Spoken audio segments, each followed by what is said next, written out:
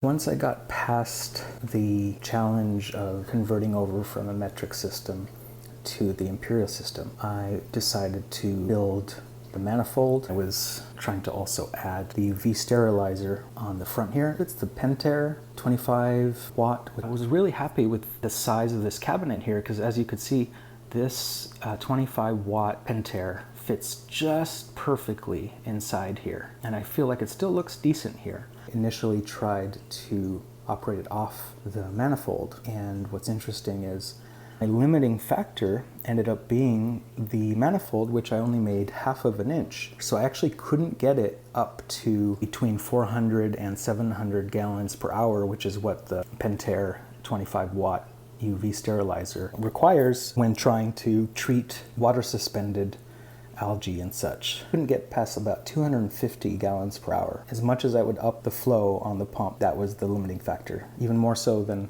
like elbows and such. I had to tear it all down, and then I decided to not even bother with trying to go off the manifold anymore because I was happy with the 1/2 inch.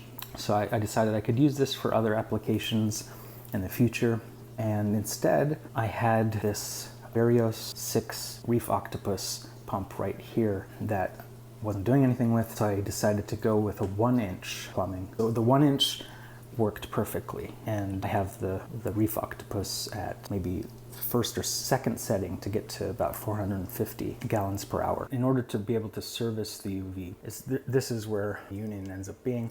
So I detach this whole piece, then this side is free, and once I turn off the pump here, water is not going to be coming through here. And then on this side, I actually ended up putting a ball valve here, and that way the water that would naturally come down from the tank itself, I can manage, detach it from here, and then I can pull this whole unit out, unscrew here, change out the bulb, whatever needs to be done.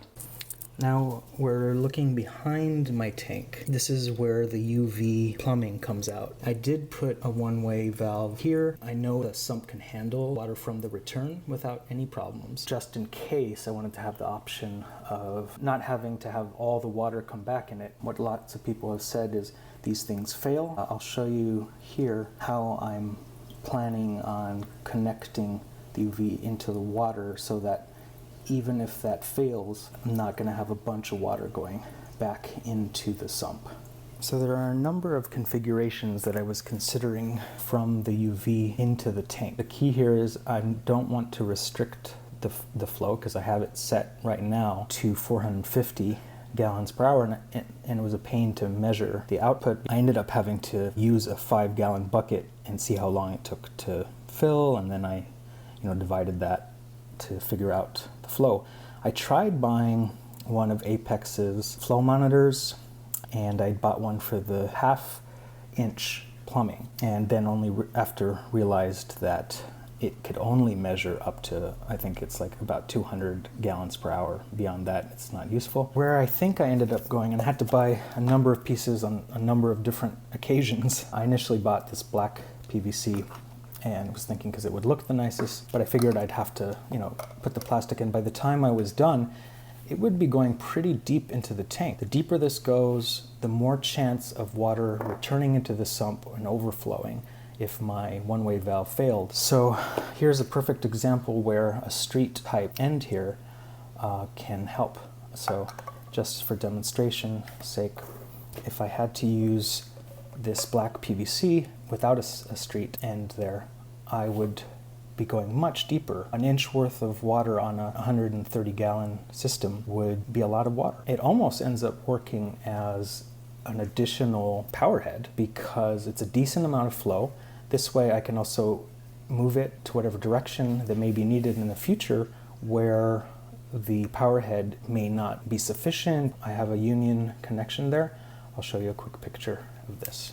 Here is what it would look like with the top on here. So the top is just a little bit over the water, so I'll get some surface agitation and a good amount of flow. The way I figure is even if I decide not to go with running the UV 24/7, I realized I could just use this as a backup return.